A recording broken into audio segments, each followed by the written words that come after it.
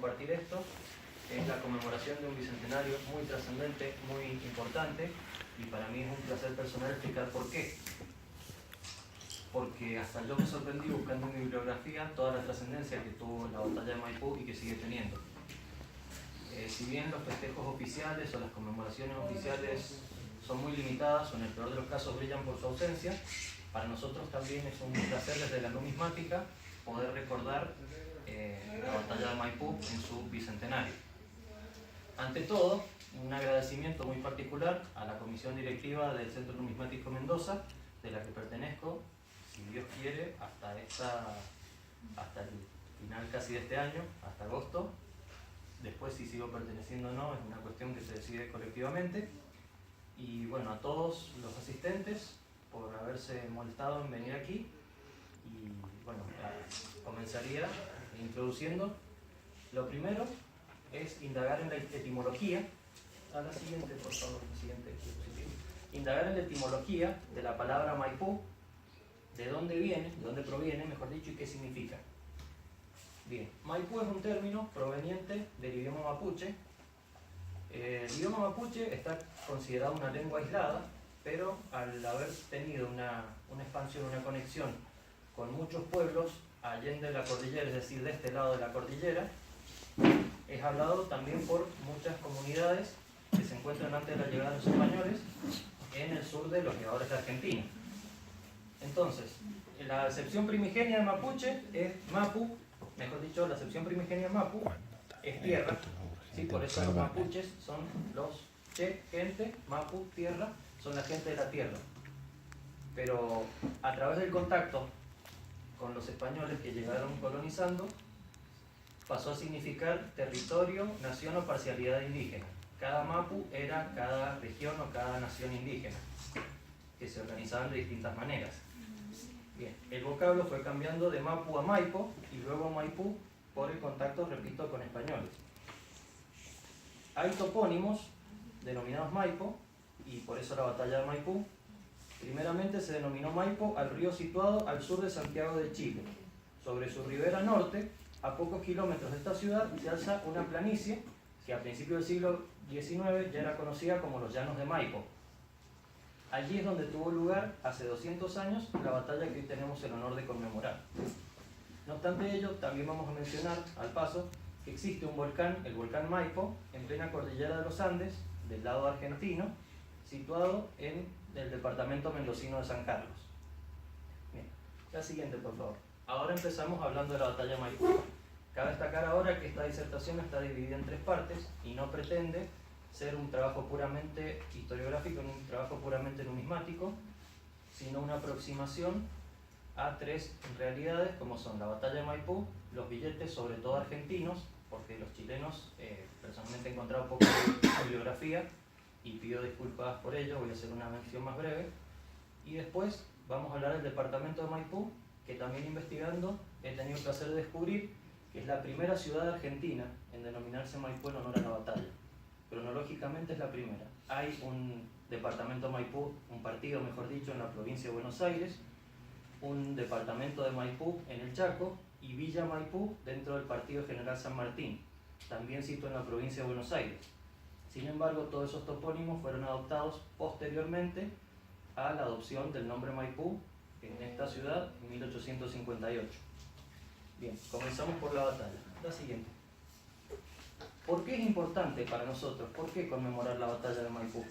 En primer lugar, porque fue la primera gran batalla americana, histórica y científicamente considerada. En aquellos momentos, el combate era de vital importancia para el proceso emancipador en general y para la estrategia libertadora de San Martín en particular.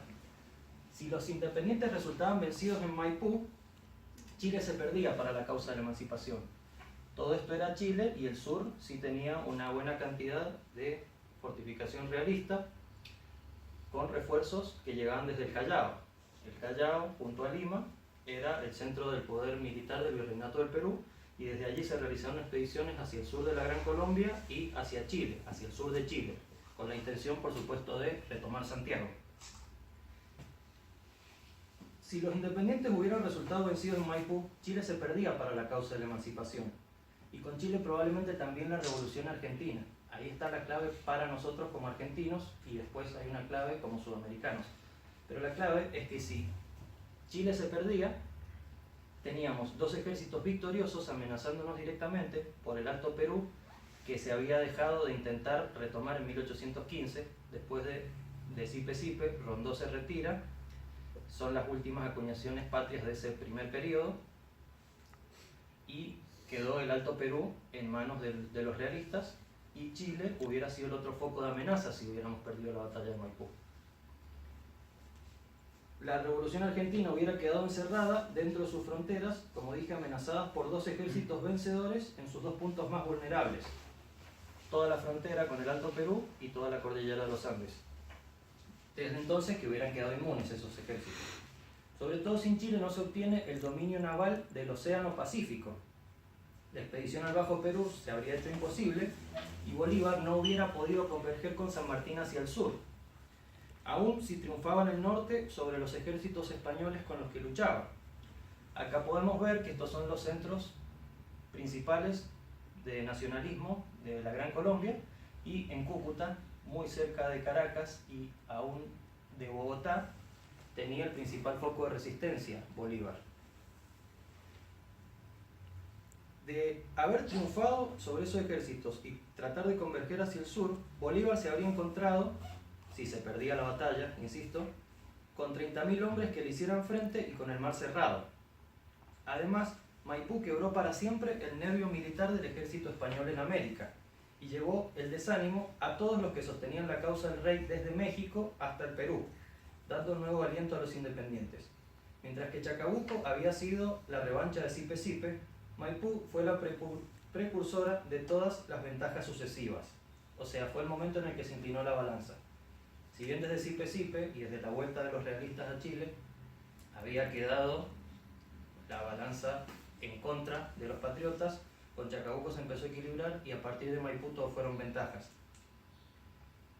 Tuvo además esta batalla el singular mérito de ser ganada por un ejército derrotado e inferior en número a los 15 días de su derrota. De hecho fueron 17. Un ejemplo singular en la historia militar. Pasa a la siguiente, por favor. Bueno, como resumen decimos que por su importancia trascendental solo pueden equipararse a la batalla de Maipú la de Boyacá, que asegura la liberación definitiva de la Gran Colombia. De hecho, en Colombia hay dos fechas patrias, y la más importante, esto me lo dijo un amigo colombiano y lo pude corroborar estando en Bogotá, que el 20 de julio es como el 25 de mayo, la primera declaración de independencia. Pero la fecha patria más fuerte es el 7 de agosto, conmemoración de la batalla de Boyacá, cuando realmente los realistas son expulsados de la Gran Colombia.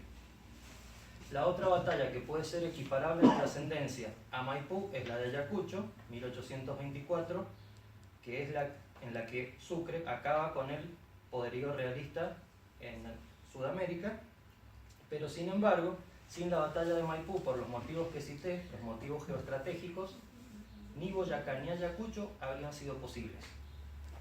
Bien, pasamos al contexto. Tenemos que hacia principios de 1818 Chile vivía un delicado pero tenso equilibrio en la correlación de fuerzas entre patriotas y realistas. Luego de la hazaña del cruce de los Andes, cientos de patriotas chilenos exiliados en Mendoza desde 1814, tras la derrota de Rancagua, pudieron volver a su terruño.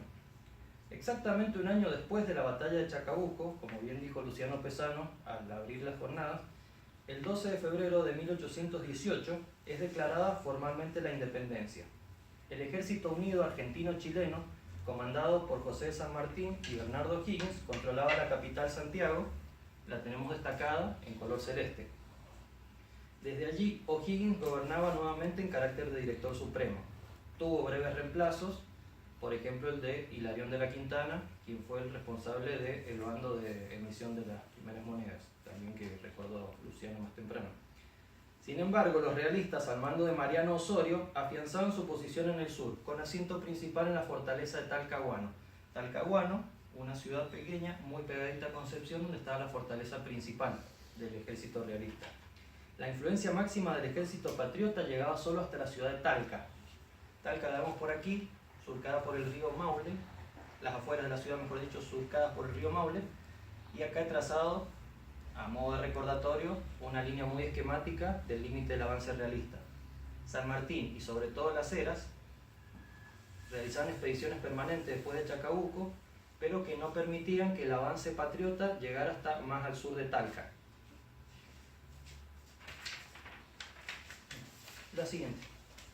Bueno, ya pasamos a los días previos. Estamos obligados a hacer referencia a la sorpresa de Cancha Rayada, que es un antecedente directo de la batalla de Maipú. El día 19 de marzo de 1818, cerca de las 4 de la tarde y a 2 horas del crepúsculo, con una luminosidad en descenso y cada vez más dificultosa, cerca de las 4 de la tarde San Martín dispuso la reconcentración de sus tropas, luego de 2 días de marchas forzadas en el paraje de Cancha Rayada, ubicado a 4 kilómetros de Talca y a orillas del torrentoso río Maule. Vuelvo a marcarlo. Evidentemente, San Martín tenía la intención de librar batalla al día siguiente, pero esa noche recibió la noticia de que los realistas pensaban atacar por sorpresa. San Martín ordenó entonces un cambio de posiciones a modo de contraemboscada, pero en pleno desarrollo de los preparativos de ese cambio, los españoles iniciaron el ataque. El mayor mérito de este episodio quedó reservado al coronel Las Heras, por eso incluyo su retrato en una medalla. Coronel Las Heras logró poner a salvo la poderosa división de la derecha que estaba a cargo del coronel Hilarión de la Quintana, pero de la Quintana, probablemente por desorientación, se había ausentado de recibir órdenes. Las Heras logró entonces retirar de una manera disciplinada y bien organizada a la citada división, que constaba de unos 3.500 hombres, más animales, artillería y municiones. Por la madrugada del 20 de marzo ya se hallaban en el paraje de Pelarco. Unas horas después, el mismo 20 de marzo, San Martín y O'Higgins llegaban a San Fernando. Esta es la otra ciudad clave, San Fernando, que no era una ciudad tan grande, pero sí fue usada como base provisoria de operaciones hasta antes de llegar a Santiago. Los movimientos de tropas de patriotas y realistas están muy esquematizados. No quise hacer una línea recta, por eso directamente uní los 2 puntos a través de una flecha curva. Pero sin embargo no pretendo mostrar con exactitud los movimientos de los patriotas. Sí es importante saber que de Talca los realistas se quedan después de la batalla por acá, saquean lo que quedó, el botín de guerra, y se vuelven a Talca. No se van inmediatamente a perseguir a los patriotas. San Martín y O'Higgins, de emergencia, se van hacia San Fernando y Las Heras es el encargado de llegar hasta ahí. Esto también es una hazaña muy importante de Las Heras a destacar, porque él cubrió una distancia muy larga en muy poco tiempo. Después vamos a ahondar sobre el particular.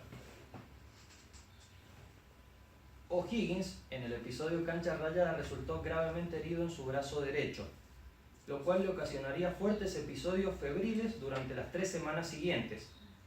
Sin embargo, se dispuso a continuar coordinando acciones con San Martín en todo momento, a realizar proclamas que levantasen la moral del pueblo y a ordenar el rearme del ejército apenas había retornado a Santiago. Ya el 22 de marzo, tanto O'Higgins como San Martín se hallaban en la villa de San Fernando. Recordemos que habían llegado el 20. Las Heras llega ese día, acá está marcado, 22 de marzo, Las Heras alcanza San Fernando, con su división íntegra, unida, pertrechada adecuadamente y dispuesta a servir de base para un nuevo reclutamiento de tropas. San Martín le ordena proseguir luego la marcha hasta Santiago. Ese mismo día, en la capital, donde la amarga noticia de Cancha Rayada había llegado el 21, es decir, un día antes, se improvisa una reunión de vecinos notables, en la que cunde el desconcierto, la indecisión y los discursos exaltados. El director supremo interino, coronel Luis de la Cruz, destaca la necesidad de adoptar medidas más enérgicas y expone su accionar hasta el momento. Luego el general Miguel Breyer, que vendría siendo nuestro antagonista del episodio, el general Miguel Breyer, francés de origen, quien había fracasado rotundamente en el intento de toma de la fortaleza de Talcahuano, siembra el pesimismo y aduce que todo esfuerzo para evitar la entrada de los realistas en Santiago sería inútil. Días más tarde, este personaje volvería a darnos que hablar, incluso meses después de Maipú. Volviendo a la reunión de notables, el delegado del gobierno argentino en Chile, Tomás Guido, salvó la situación. Calmó los ánimos contradiciendo enérgicamente a Breyer e inculcando el entusiasmo luego de reiterar su confianza plena en las órdenes que San Martín había impartido la ciaga noche del 19 de marzo y en los días posteriores. Es decir, que mientras Breyer se dedica a bajonear a los vecinos preocupados, que saben que la toma de la capital puede ser una posibilidad, él les dice que va a ser no una posibilidad sino una realidad. Entonces Tomás Guido le da su voto de confianza a San Martín, diciendo que él había operado bien en la batalla de Cancha Rayada, que fue una sorpresa más que una batalla, y que las instrucciones que él iba a impartir posteriormente también iban a ser acertadas, entonces que el pueblo confiase. El pueblo paulatinamente se fue volcando hacia la postura de Guido en esa misma reunión, y a Breyer lo fueron dejando solo porque se quedó sin argumentos para contradecir a Guido. 2 días después, ahora la siguiente por favor, el 24 de marzo O'Higgins retorna a Santiago y reasume su cargo de director supremo. San Martín llega por la tarde del 25. Aquí en este punto me parece oportuno destacar una de las proclamas de Bernardo O'Higgins, puesto que si bien la sola presencia de ambos jefes, ya 24 y 25 de marzo, los vemos a ambos en la capital, era un motivo de entusiasmo, sus acciones y sus dichos fueron en todo momento la fuente de su liderazgo y prestigio. No alcanzaba con estar, alcanzaba con decir y además de eso con hacer. Aún en momentos adversos y contando con opositores y detractores como el general Miguel Breyer. Dice así la proclama de O'Higgins: chilenos, una porción de soldados de la patria, persuadidos en la batalla de Talca, con la confusión de la noche, que todos cuerpos habían sufrido una derrota, ha transitado los pueblos y campos esparciendo sus ideas melancólicas, que también han exagerado unos cuantos cobardes, que nunca faltan. Pero ya el desengaño habrá reanimado a los unos y confundido a los otros. Cerca de 4.000 veteranos existen todavía en campaña y se han burlado del enemigo que por 1000 circunstancias favorables ha sufrido una pérdida que no le permite avanzar un paso. El orden, la subordinación y la confianza serán la base fundamental de nuestras operaciones ulteriores. Con estas virtudes, toda dificultad será vencida y la patria salva. Ciudadanos, firmeza, fe, ¿vosotros os espantáis de fantasmas? A las armas, bravos soldados, y ahoguemos ese puñado de vándalos que viene a profanar nuestro suelo. El día 28 de marzo, entra por fin Las Heras en Santiago junto a su división luego de haber cruzado el río Maipo. Este es el río Maipo. De paso ahora se los destaco. El río se acerca mucho a Santiago y después va hacia el sur. Su marcha, la marcha de Las Heras, había comenzado antes de Cancha Rayada, el 15 de marzo. Es decir, que en total Las Heras se desplazó durante 14 días corridos. Cubrió una distancia completa de 400 kilómetros, un promedio de 28 kilómetros por día, llegando a recorrer 150 kilómetros en una sola jornada de marcha forzada, sin un solo día de descanso, y con las provisiones muy racionadas. No voy a ahondar en eso, pero también está documentado que las provisiones fueron muy escuetas. El mismo día 28, los realistas se aproximan a la villa de San Fernando, mientras Las Heras logró llevar a 3.500 hombres, recordemos, más animales, artillería y municiones. En 9 días hizo lo que faltaba desde salir de Talca hacia Santiago, y ese mismo día los realistas recién llegan a San Fernando. Entre tanto, Santiago bullía de actividad, en días en que corresponde reconocer el arduo trabajo del mendocino Fray Luis Beltrán, de quien se dice que, fundiendo las 5 piezas de artillería que habían llegado inutilizadas desde Cancha Rayada, las balas y las municiones, logró montar 22 cañones de diversos calibres. Con 5 piezas inutilizadas, él saca 22 cañones de diversos calibres. También se afirma, pero esto es una cuestión más de tradición, que de sus arsenales salieron en cierto instante hasta 50.000 cartuchos por día. Lo que sí podemos afirmar es que Fray Luis Beltrán puso todo su genio creador, que ya había utilizado en el campamento del Plumerillo, en los arsenales, mejor dicho en las afueras, mientras San Martín preparaba sus hombres en el campamento del Plumerillo. Fray Luis Beltrán volvió a hacer lo propio en Santiago, con mucho menos días de preparación, y por eso se merece que incluyera esta imagen, que está cita en la Alameda. Apenas comienza la Alameda, de Paseo Alameda de la ciudad de Mendoza, en las calles San Martín y Córdoba, está esta estatua que fue instalada en 1917. Ya tiene 101 años en el mismo sitio. Le han cambiado el pedestal, ahora está casi a nivel del suelo, tiene una placa de mármol recordatoria de toda la historia de la estatua, pero hace 101 años que está en ese sitio. Entre tanto, Miguel el Guapo Cajaravilla, argentino, quien tenía a su cargo una tropa de 60 granaderos a los que organizaban partidas, se encargó de la exploración y defensa táctica en las afueras de Santiago y en las zonas vecinas del sur, y que se quedó explorando y saboteando lo que podía y realizando escaramuzas se llamaba Miguel, alias el Guapo Cajaravilla. Conforme el ejército unido se reorganizaba y los realistas marchaban hacia la capital. Cajaravilla había formado parte del ejército del norte y le tocó utilizar las mismas tácticas que el general Güemes y sus infernales, pero ya en suelo chileno.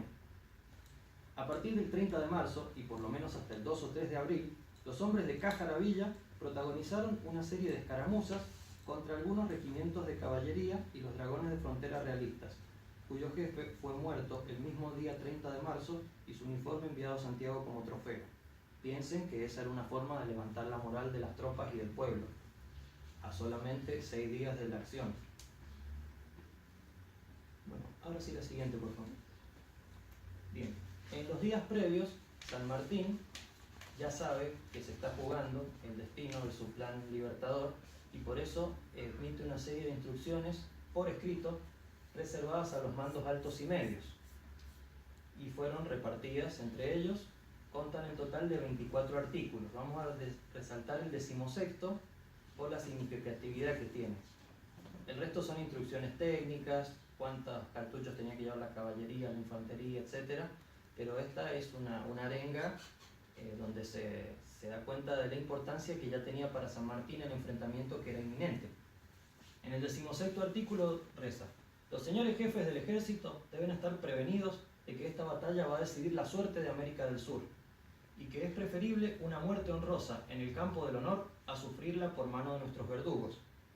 Yo estoy seguro de la victoria con la ayuda de los jefes del ejército, a los que encargo tengan presentes estas observaciones. Luego sigue hasta el artículo 24. La siguiente. Bien. Desde el 2 de abril, los patriotas acampan en un costado de la Loma Blanca. Luego en el mapa vamos a señalar todos estos topónimos y las posiciones como fueron variando en el momento de la batalla. La Loma Blanca es una elevación llamada así por estar compuesta de piedra caliza en su superficie. Frente a ella se sitúa una meseta triangular más alta, separadas ambas por una llanura de longitud variable entre 250 metros y 1 kilómetro. La meseta triangular citada será usada por Osorio para posicionar sus tropas. El 4 de abril, siempre hostilizados desde antes por alguna partida independentista, los realistas se asientan en la hacienda Lo Espejo, situada al sudoeste de esa meseta triangular. Cabe recordar aquí que en Chile muchos topónimos Lo Castro, Lo Barnechea, Lo Espejo es como un acrónimo, mejor dicho, un apócope de Lo de Espejo, Lo de Barnechea, que era una manera de nombrar a el terreno perteneciente a una cierta familia. Entonces, si Lo de Espejo, directamente Lo Espejo. Sin embargo, Osorio piensa que no es conveniente librar la batalla al día siguiente. Por eso propone a su Estado Mayor desviar a toda la tropa hacia Valparaíso. De esa manera utilizaría las fortificaciones del lugar, no solamente terrestres, sino también costeras. Al mismo tiempo cortaría de suministros a los patriotas y le garantizaría una rápida huida hacia el Perú en caso de derrota. Sin embargo, a esta idea se le oponen vehementemente, entre otros, el coronel Joaquín Primo de Rivera y el brigadier José Ordóñez, aduciendo que ello contradiría el arrojo que siempre caracterizó a Osorio y que esa evacuación parecería una derrota antes de haber peleado. El combate es inminente. Así lo prueba el intenso tiroteo que tiene lugar por la noche del sábado 4 de abril. Entre patriotas y realistas ya hubo tiroteo, eso es como una demostración de fuerza previa a la batalla. San Martín, mientras tanto, durmió en un molino cerca del lugar sin inconvenientes. Al amanecer del domingo 5, toma su caballo y observa. Ahí podríamos pasar a la siguiente, por favor. Bien, acá tenemos una comparación de fuerzas. Esto es importante para después en el mapa graficar quiénes ocupaban cada posición.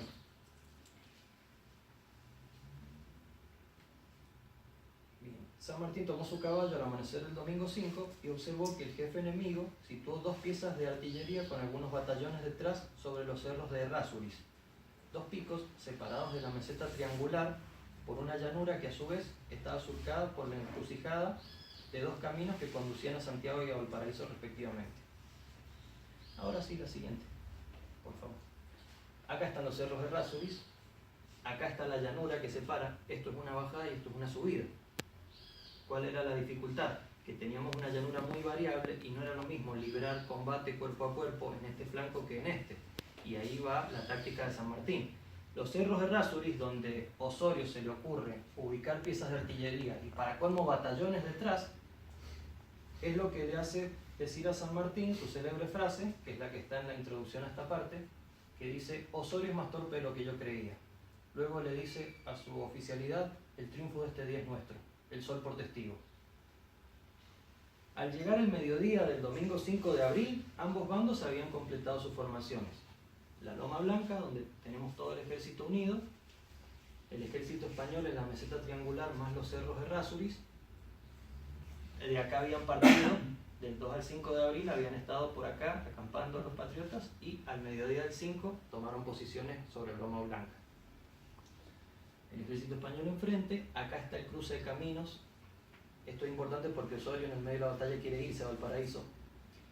Tenemos el cruce de camino entre Santiago y Valparaíso y acá está la hacienda Lo Espejo, donde va a terminar la acción.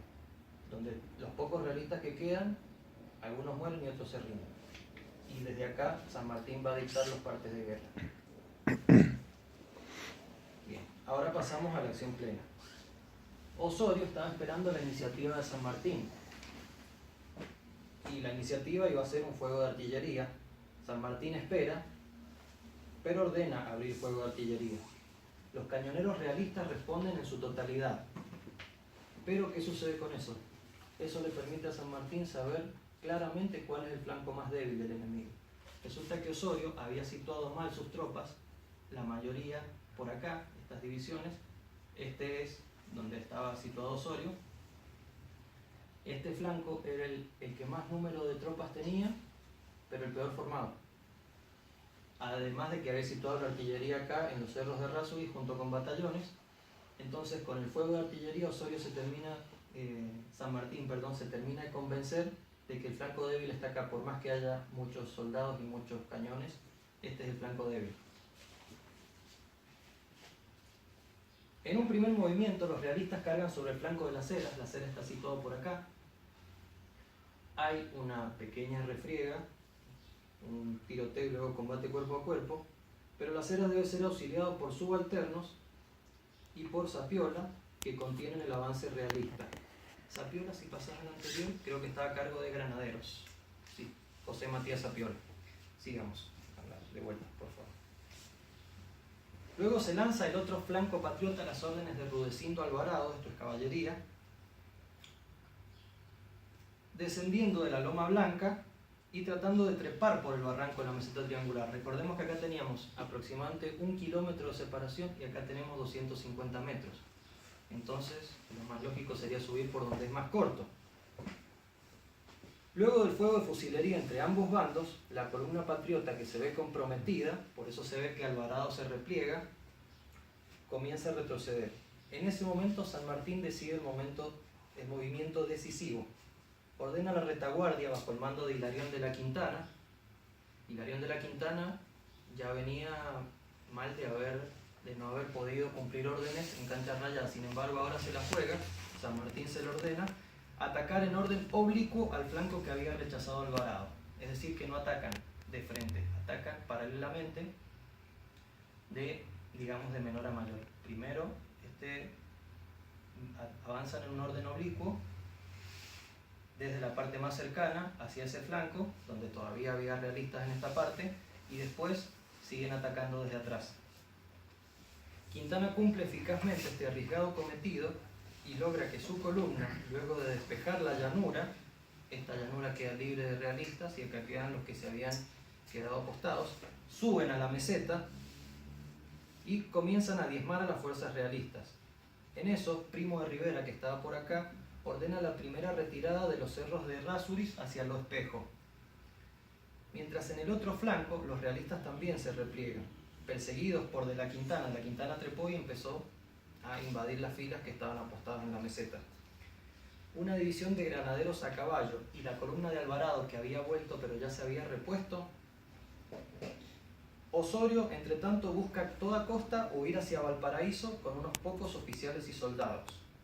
El único héroe realista en esta tarde resulta ser José Ordóñez, el brigadier, uno de los que se opusieron a que Osorio se llevara toda la tropa antes de Valparaíso, ¿verdad?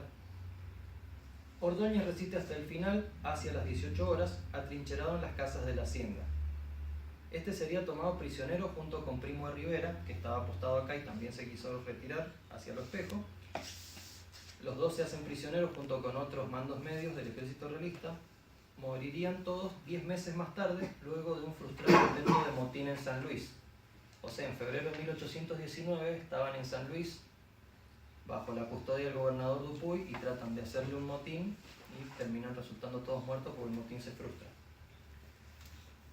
Bien, el análisis militar nos dice que por la correcta marcha estratégica que la precedió y por sus hábiles maniobras tácticas sobre el campo de la acción, acá está la táctica, así como por la acertada combinación y empleo oportuno de las armas, esta batalla es militarmente un modelo notable, si no perfecto, de un ataque paralelo que se convierte en un ataque oblicuo. Primero empezaron atacando paralelamente hacia las posiciones realistas, después De la Quintana hace la maniobra clave, ordenado siempre por San Martín, de atacar en forma oblicua para tomar este flanco que estaba donde Alvarado estaba complicado y ascender por acá. ¿De acuerdo?